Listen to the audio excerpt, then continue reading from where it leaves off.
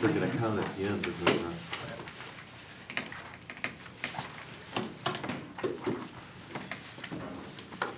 Okay, 7 p.m. I'll call the meeting to order. Please stand for the Pledge of Allegiance, and I'd like to have a moment of silence, please, for Mr. Don Civitello. I pledge allegiance to the flag of the United States of America and to the republic for which it stands, one nation, under God, indivisible, with liberty and justice for all.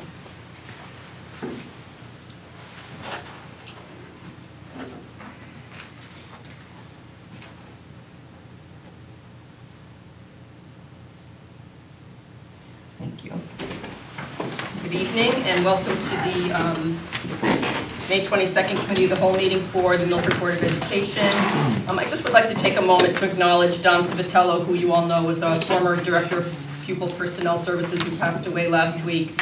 Don's impact on Milford Public Schools during his long career was quite astounding, and I knew Don mostly through my work with PTA, and always knew him to be professional, yet compassionate, and very gentle and kind, always keeping the needs of students front and center. So as many of you know, he was the founder of Camp Happiness, which actually is celebrating its 50th year this year. A friend of mine called him an icon, and I think that's fitting. So Milford Public Schools has much to thank Don for, and I wish everyone will keep his family and those within Milford Public Schools who are feeling the loss as well, because there are many. Please keep them all in your thoughts over the coming days. Thank you. So with that, we move on to our discussion of action and discussion of an action on the final budget adoption for the 2017-18 school year. So I'll turn the meeting over to Dr. Kieser. Well, thank you, Mrs. Glennon.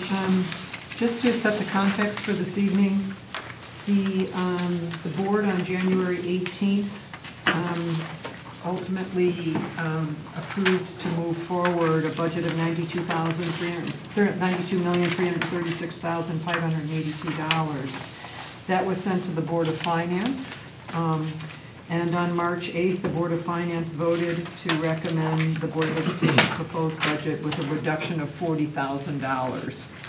Which, while they are not able to dictate how we reduce, they chose $40,000 because that was the cost of the additional school resource officer that had been recommended by the board. Then on May 15th, the Board of Aldermen adopted its budget, and the aldermen voted to reduce the Board of Finance's recommendation by a total of $342,316. So if you go by the Board of Finance's recommendation, remember that was $42,000 less because they had already said they were reducing $40,000.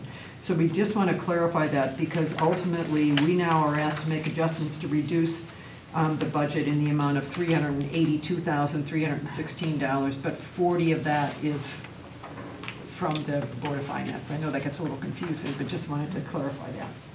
So what we've given you is the reductions, the recommended reductions tied to the Board of Aldermen's reduction. But before that, we would just like to speak with you about what was proposed in the January budget that you approved, and so with respect to staffing, because that's the first question and that's the first line items in the budget in the 1000s would have to do with staffing. So we just passed out a single sheet here that is on the staffing changes. And in January, as part of your recommended budget, there were a total of 14.4 teaching positions that were going to be reduced, 10 specifically in regular education and 4.4 in special education. We are going forward with the 14.4 positions, but what we are proposing is a change in the number of special education teachers to be reduced.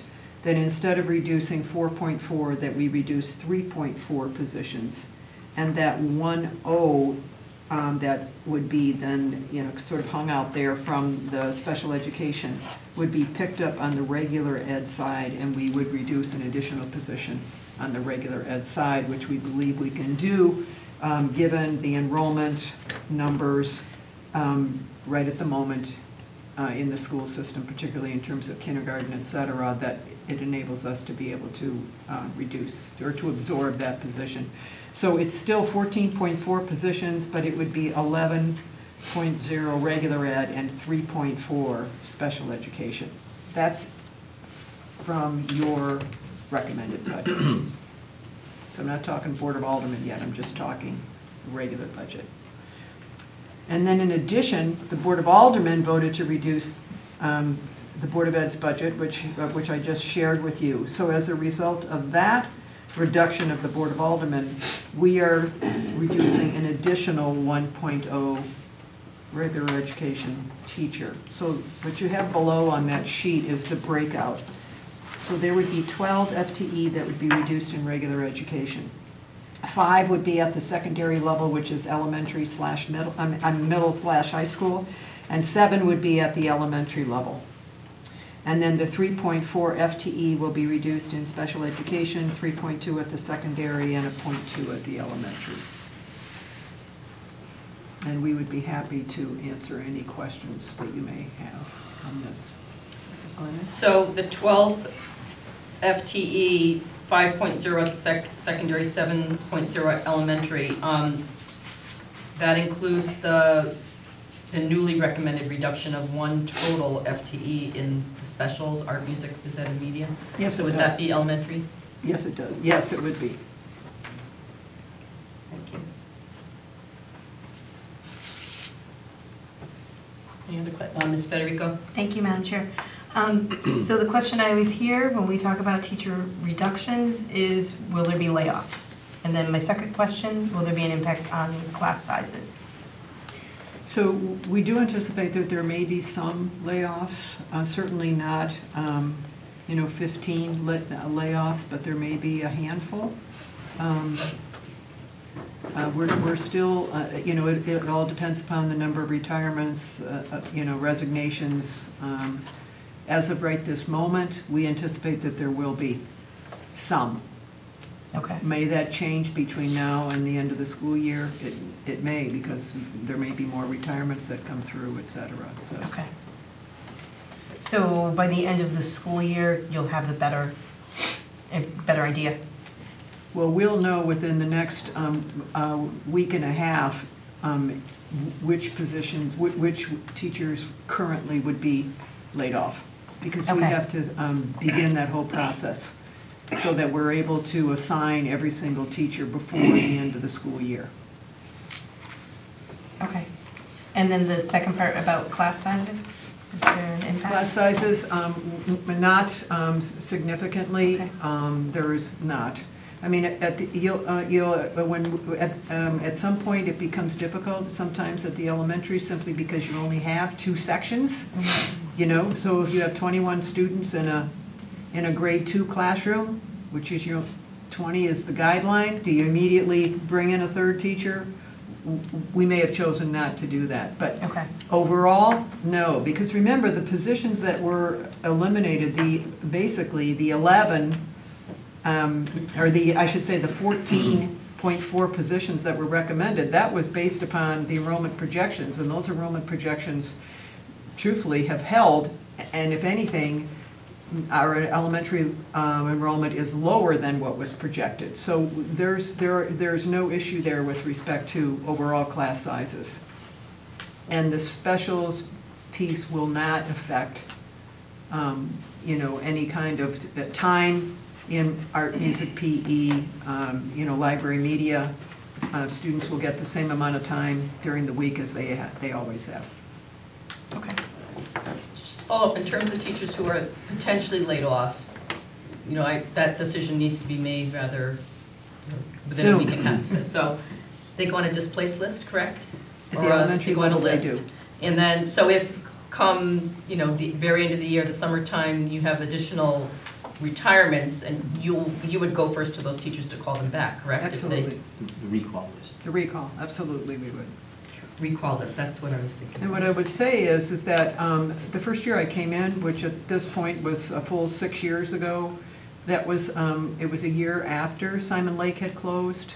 There were still, I want to say, maybe 13 positions. By a year later, there were none. And so for the last 5 years, with the exception of a .2 this past year in physical education, we've had no layoffs. The attrition has offset any layoffs. So again, we don't know for sure how this is all going to play itself out, but right at this moment, there will be some people who will receive notices for being laid off. Okay. Any other questions on staffing?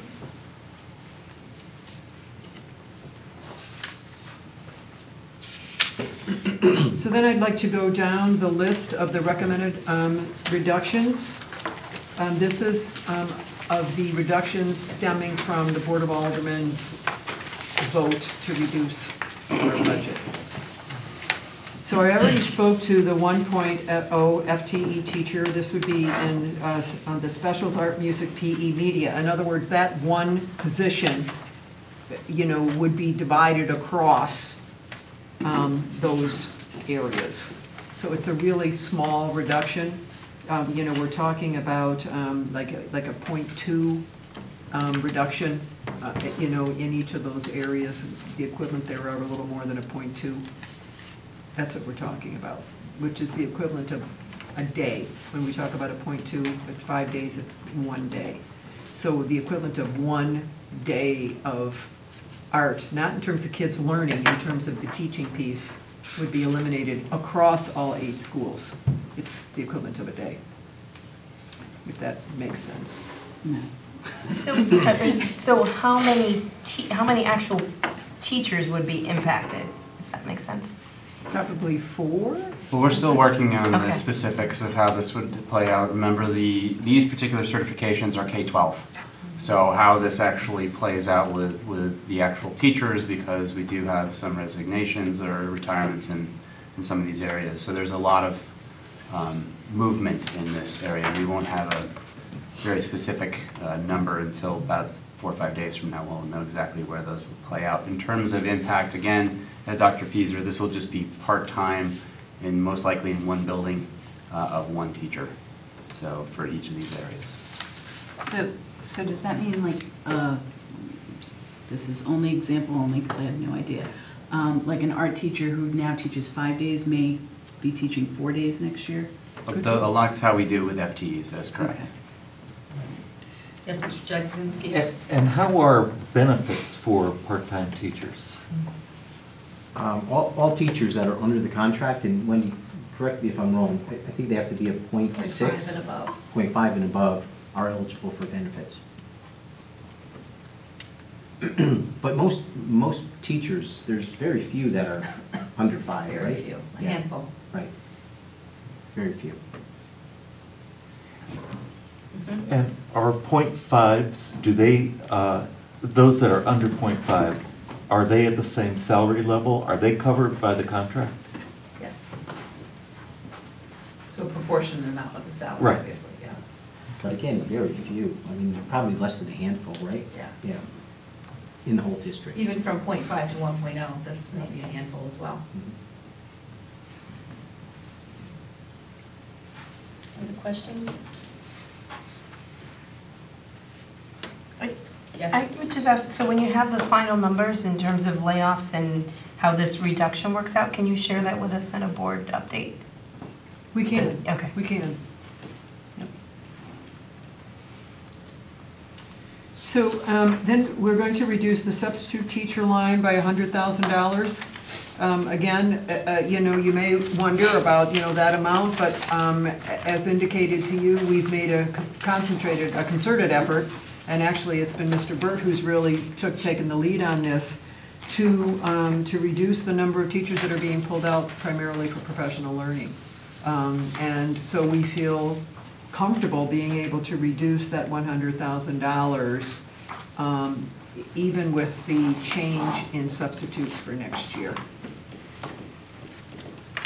Madam Chair. Yes. How large is the pool of substitute teachers that we have? Typically between 150 and 200, but that's a lot of people, but as in gym membership, you have your very active people Right. and your inactive people who are just maybe taking a few assignments a month.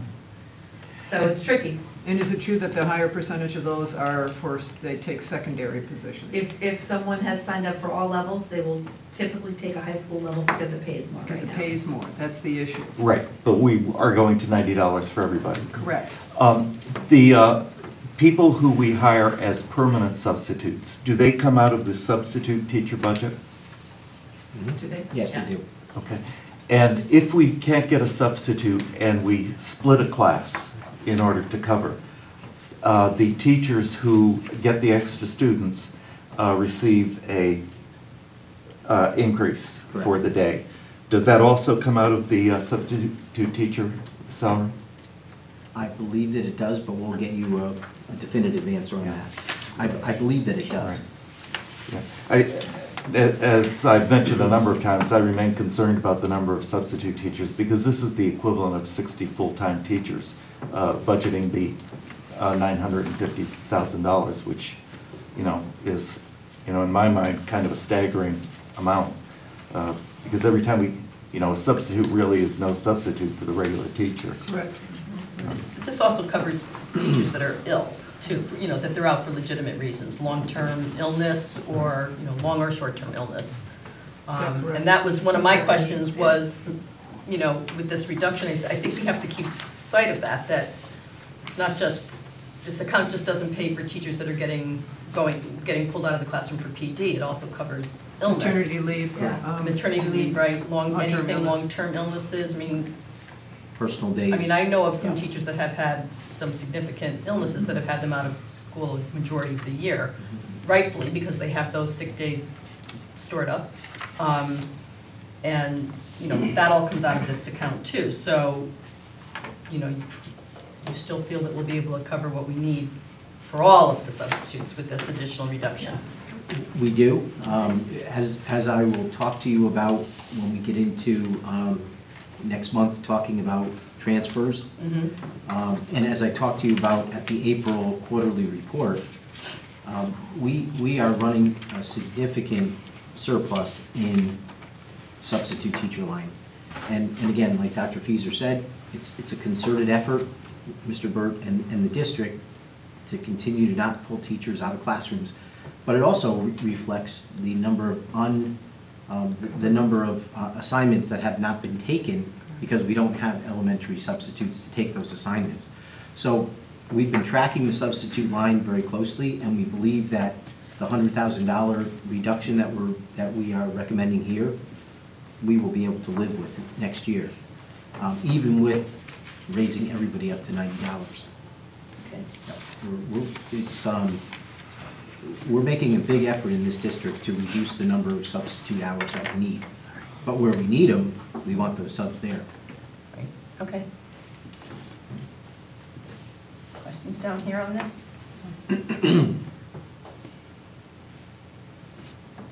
Thank you.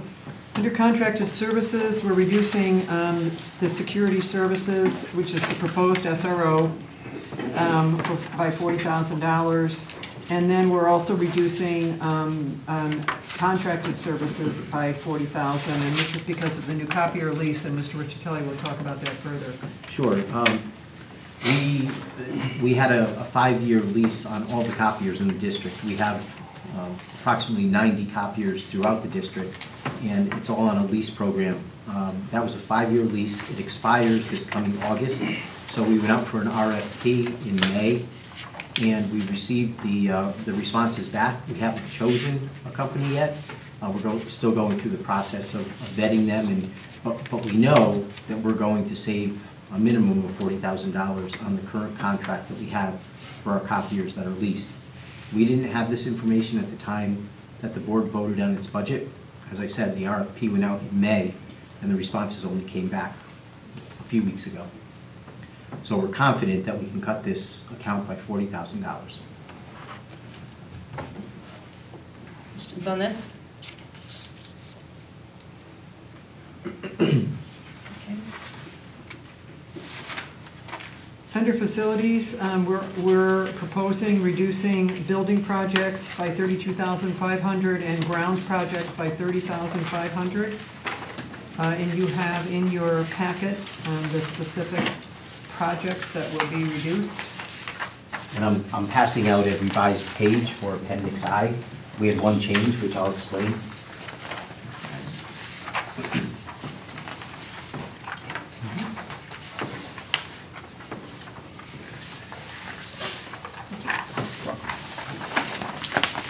So, No, I'm sorry, go ahead.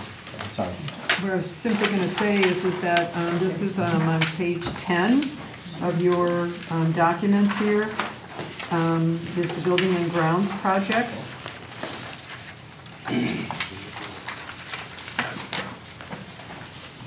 There's no change to the building projects that are listed here.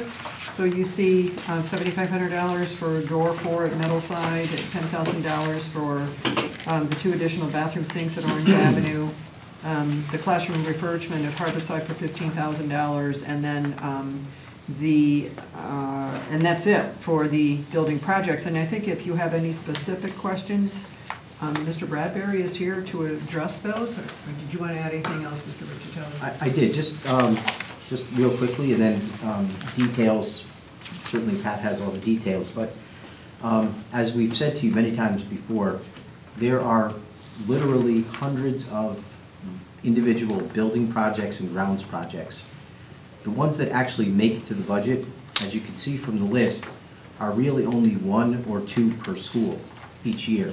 That's why we rely upon, if we have money at the end of the year, we rely upon the board's support to allow us to do some of the projects that otherwise wouldn't get done unless we had that extra money.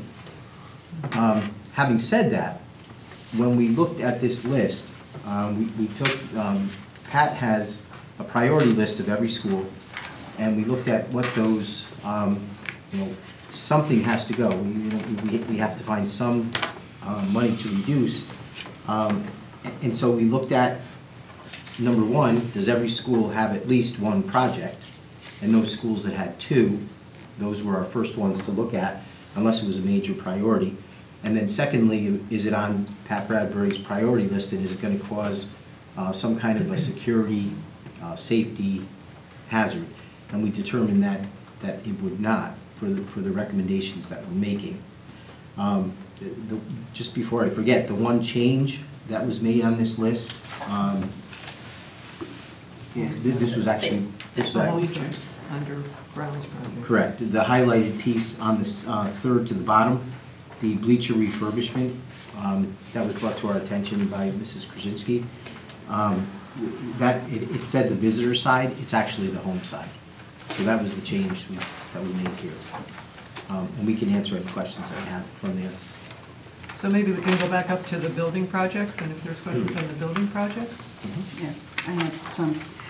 So the door replacement for Meadowside, we're putting that off. So why did the door need to be replaced? And if we're putting it off, is that going to cause any problems or more expense later on next year? The door isn't original, but it's starting to rot. I mean, I have door frame rot on there, but by putting it off a year isn't going to cause any more damage. It's just the steel that's rotting. I'm trying to get it before it becomes an issue. We'll just have to do some protection work for it to get through another year. That's really when these doors start to get replaced. I'm either dealing with rot, failed mechanisms in the panic. It's not going to cause any problems security-wise? No, security will be fine. And it won't cost us any more next year? No, it's a masonry opening, it's no problem. And same thing with the sinks. Why are they being replaced in? Sinks up at Orange Avenue is where we had a big population of pre-K there, and we were having a tough time getting all the kids around with just a single sink. And I was putting in 3-bay Brady sinks, automatic faucets to get more kids at the sink, so because we were having a line pretty much out the bathroom. Okay. So it's And I've already done a couple. just non-functional sinks right now? They're functional. Yeah, but I mean, they don't function for the purpose. Correct, right. So, Okay. but I was, I had some in last year, so we'll just do them another year. Okay. And classroom refurbishment, what does that actually entail? Harborside, This is for Harborside, where I'm gonna be changing out some ceilings, some lightings, painting some classrooms. We just did the roof over there at Harborside. The ceiling tiles are, the whole school needs to be done. And actually, this was bigger before we cut it the first time. And I was hoping to get a block of rooms so I could get new ceiling grid in, new ceiling tiles, and probably update the lighting, that type of thing. Because that's really the thing that's really bringing Harborside down. When I walk through that is really the ceiling. It's pretty drab. So if we're cutting, you said it was even more than the 30 before, so we're bringing it down to 15. Just gonna do I mean, less. is that going to affect, if we need new lighting, I mean, does that affect the kids' No. learning? It's really, the ceiling tiles are different colors. The track is different color from the Okay, tiles. so it's just an aesthetic, Correct. not Correct. And to anything clean, that because I want to affects. get all the dirt off from the top of the ceiling. No, I remember, yeah, Trying to talking get all about that that. out of it. That was my plan. Okay. And at Harborside, we don't have any major projects planned there, so it's just a matter of us keeping up with the aesthetics of the building. And, you know, if we did 30,000, I think was about 6 classrooms. And so if we have 15, we're only gonna do 3 classrooms next year. But if you give me 100,000, I'll do more. If I had 100,000.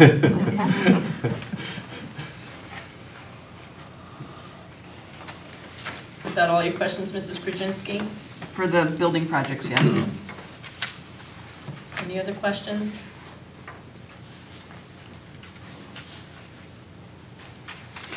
So ground projects, do you want to speak to that, Mr. Ricciatelli? Sure, and again, Pat can chime in. Looking at the projects, we applied the same, pretty much the same criteria, what schools were getting what, and then what could we cut back on. And what we decided was, as you can see, the 3 projects that we selected were projects where we're cutting back vegetation, cutting trees along the fence line, things like that. So in talking to Pat, the question comes up, what's the impact? And the impact is, we're gonna have the brush and the trees hanging over the fence lines and things like that for another year. But it's not the highest priority. It's not something that's gonna cause, safety or security issues or anything like that. And so that's the 3 that we removed, was clearing up vegetation and cutting back trees. We just felt it was the least impactful of all the projects that were on the grounds projects. Questions? That's it.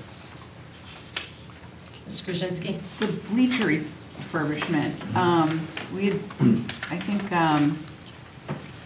somebody had brought this up at the last meeting with the capital improvement projects. That was an item in there to do the bleachers at both schools, so Yes. curious as to why bleacher refurbishment is in the projects Well, for we this have, summer. I don't know when that is gonna get into the CIP or when it's gonna be done. Right now, I have some safety issues I wanna take care of.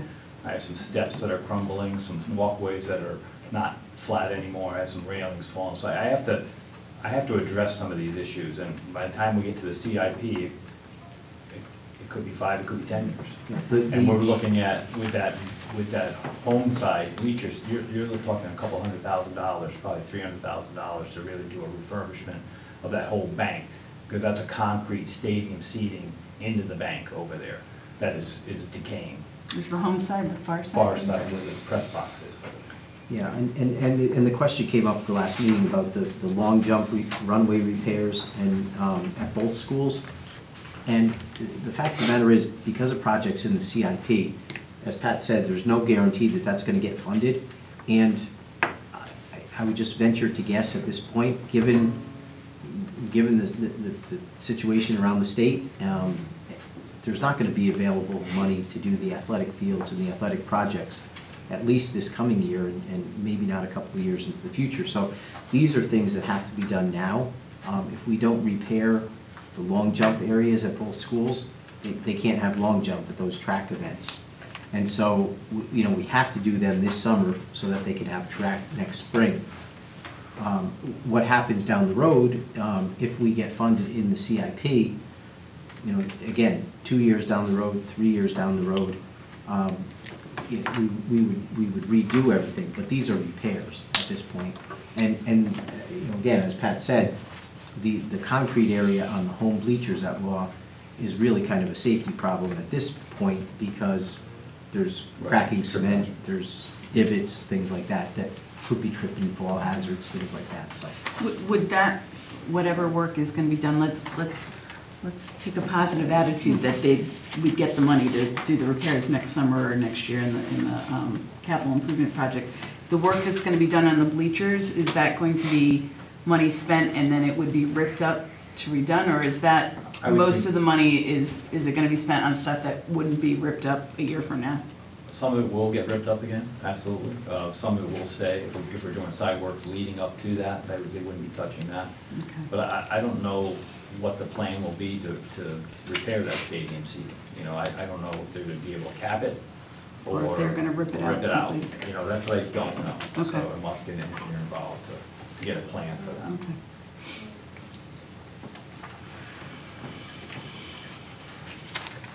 Other questions?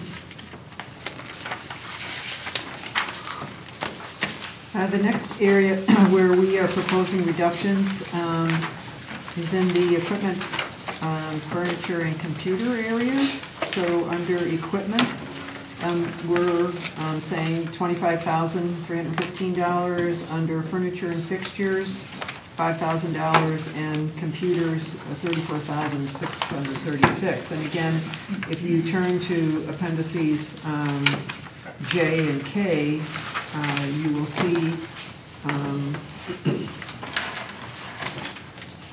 hopefully you'll start to see why we're able to make the reductions. So, Mr. Vitale, do you want to talk about the equipment and the furniture, and Mr. Burke can speak to the computers? Sure. You know, again, we needed to reduce, and we looked at what's on the list that's the least impactful to students. That was our, you know, that was our overarching goal in making these reductions. And, you know, a laminator, paper trimmer, you know, are they nice things to have in the office? Absolutely. But can we get along without them for another year? We can. Can we limp along with the ones that we have now? We can. So we reduced them. Treadmills at Foreign, it's just simply, you know, we were going to buy 2. We'll buy 1 this year, and then hopefully next year we'll buy another one. The auto lift at Foreign, somebody asked about that on the disbursements list. This was an emergency. The lift at Foreign failed. We actually had a car on the lift that we couldn't bring down. So we had no choice. We had to replace the auto lift at Foreign already out of this year's budget. So that freed up $6,000. We won't have to spend it in next year's budget. Various strings instruments, particularly during the reconfiguration year, we bought a tremendous amount of musical instruments, including strings. We just felt at this point that we're in pretty good shape with the strings and the instruments that we have. So we felt that was an area where instead of spending $10,000, we could spend $5,000 this year and then do some more next year, hopefully.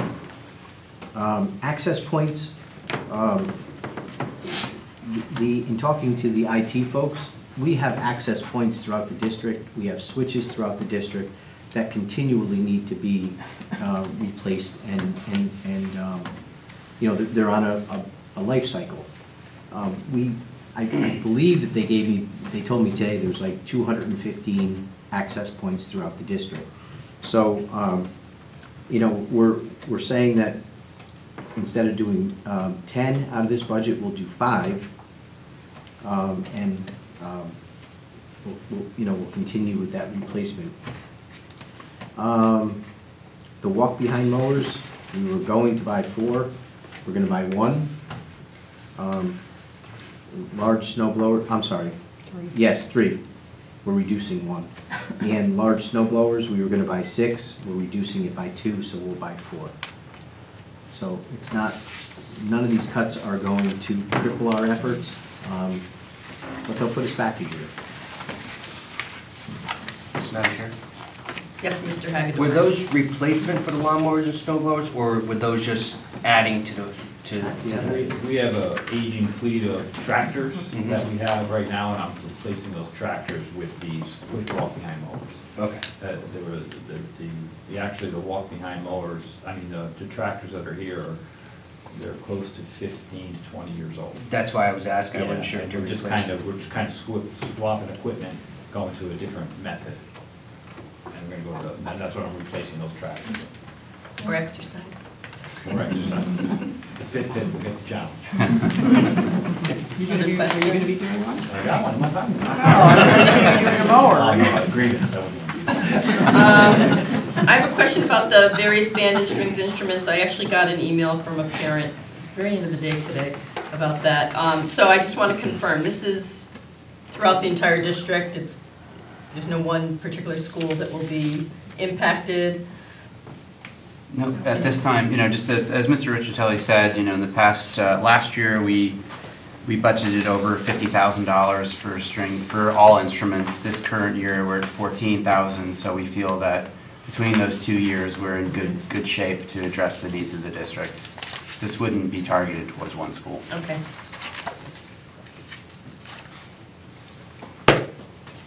Other questions? Mr. Whiskeyman? On the reductions in the computer area and the servers, typically this kind of equipment has a very tight life cycle and ages out quite rapidly. So you can probably get away with a reduction in replacement cycle for 1 year, but you will be paying more in future years to catch up, because if you don't, you'll find yourself really behind the 8 ball when it comes to supporting your computer services. So be very cautious about interrupting your replacement cycle on that computer equipment. In particular, the threats in the cyber area these days are becoming increasingly difficult to manage, and the software necessary to guard against those threats requires some of the latest equipment. So it's hard.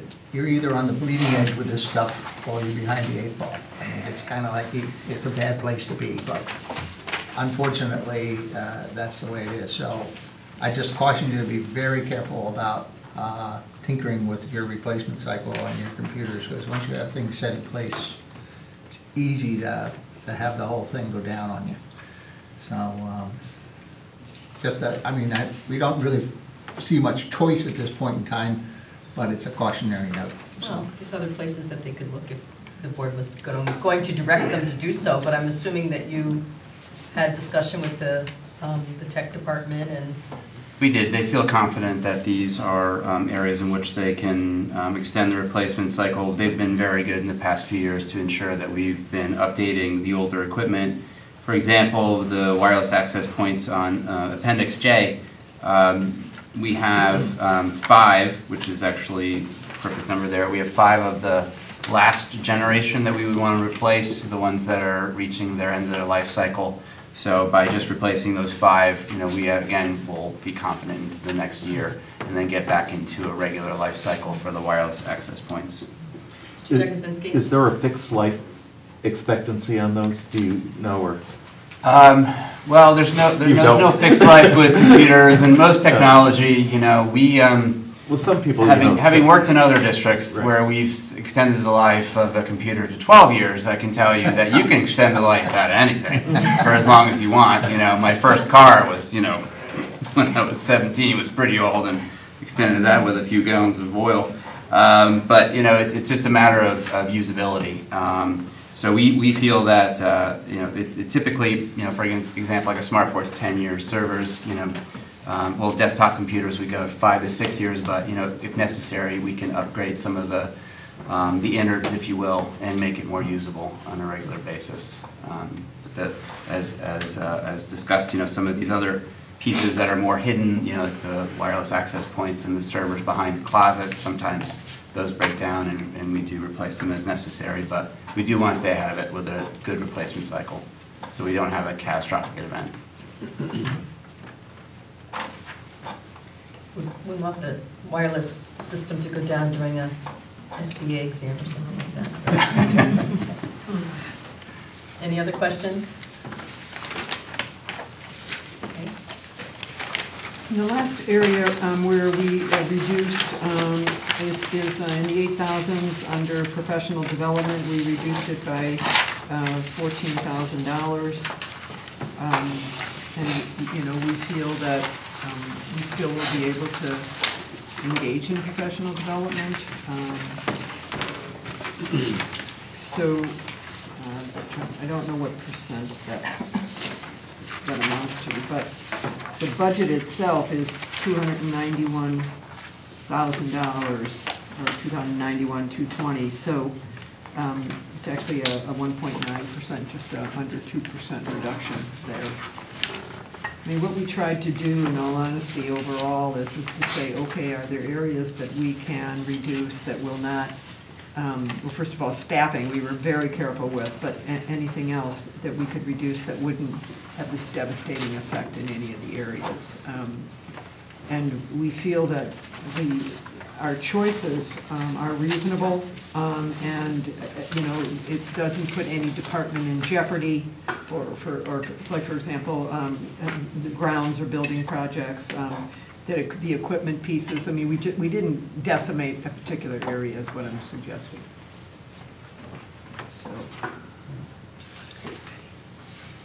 So any overall questions? Mrs. Federico? Thank you, Madam Chair. I just want to thank you once again for doing the hard work of taking a good hard look at the numbers and spreading out the cuts, like you've just said, so that not one area is impacted. I think other administrations, not in Milford, but in other places, may have gone for what was quick and easy and could have had a devastating impact on the district. And I appreciate the time and effort that you put into making sure that that didn't happen. So thank you. Thank you. Yeah, well, we made a commitment, as you well know, to, regardless of how much we were going to have to reduce, to do everything we could to have the least impact on kids in the classroom. So even although he's here and maybe a little bit embarrassed, I mean, it was Mr. Bradbury who just simply said the kids have to come first. So I expect to be cut out of my budget. So, you know, and that's what we did, you know. But we didn't devastate, you know, buildings and grounds. We looked for a piece here, a piece here, a piece here. The good news is we were able to do that with the kind of cut we received. We don't know what's going to happen with respect to the state. In other words, if the state, if we were given a huge number, then to say, oh, we're not, you know, departments are not going to be significantly impacted. I don't know how we could say that if it's you know, whatever, several $1 million cut. Other general questions, Mr. Jagodzinski? I just want to try and position this that the state cannot cut our budget. The state can only cut revenue to Milford. Sure. So if any cuts are going to come, they're going to come from the Board of Aldermen, which is the, you know, final word. So you're right. Yeah, and I misspoke, but yeah, I hear what you're saying. I got the point. Any other general questions? Just a comment, thank you. I just wanted to also thank you for working so diligently in a short amount of time, you know, and really making the changes that you had to. And it is a difficult thing to do, but I think you did the best you could under the circumstances and with the least impact to the students. So thank you again for all your hard work. I did have a question on generally. I wanted to ask, just get more clarification on the part-time residency officer that's in the budget. After going through a hearing where we saw what the private investigator, the tasks that he performed at late hours of the night, early hours of the morning, I just wanted some clarification. This residency officer would be expected to do that, what the PI did? Right? And then the original budget that we adopted in January, I think there was a 27,000 there, give or take, reduction in contracted services. Was that all related to? Not all 27. That I believe that the contracted services account is about $800,000. And so some items on that list, or some items that go into contracted services may have gone up, some may have gone down. All right. The net was 27,000, but what we actually cut out of the private investigator line was 20,000. Okay, so do you anticipate there will still be need to ever use a private investigator, or probably not? Or Would be exception rather than the rule, if I may. We anticipate that the person that we would canvass for as part of the hiring process would be someone that had the skill set similar to that, had done this type of investigation before. But most importantly, again, we want somebody in the school system, because the private investigator is an external entity. We don't give them access to our files. We don't give them access to schools. We don't give them access to, say, talking to a building secretary who perhaps has a firsthand knowledge of a case. So someone in the system would have access to all that, as well as have the same skill set to conduct the investigations. Okay, thank you. Any other questions? We're going to have public comment before we vote on this. So, is there anybody in the audience who wish to make public comment this evening? If so, I'll read the public comment. Did you want to make public comment tonight? I'm all set, thanks. Okay. All righty, so I'll forego the public comment statement. We don't have any public comment this evening, and we'll move on to item 4, action. We'll take the final motion on the budget. Okay, everybody's ready? I make a motion that the Milford Board of Education approves the budget for 2017-2018 in the amount of $91,954,266 with line item adjustments as recommended by an administration. Is there a second? Second. Any further discussion? Okay, all in favor? Aye. Any opposed? Motion carries unanimously. Just before we adjourn, for the record, I just wanted to, I forgot to note that Mr. DeGrego was at a wake this evening, and Dr. Gregory was ill, so they were excused. Motion to adjourn? Motion to adjourn. Second. All in favor? Aye. Any opposed? Motion carries unanimously. Thank